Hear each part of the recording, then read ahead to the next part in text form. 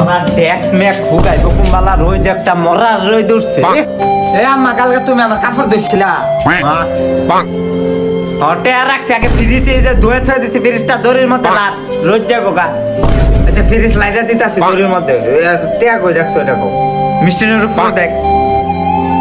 হুরু কি কারণে পেনের থেকে কালকে টেয়াটা বাই করলাম না যেমন যদি আমার সামনে 20 টাকা লয়ে যায় আজকাল টেয়া আমার দিত না গো বাতে তো টেয়া আছে কি করবো পাইছি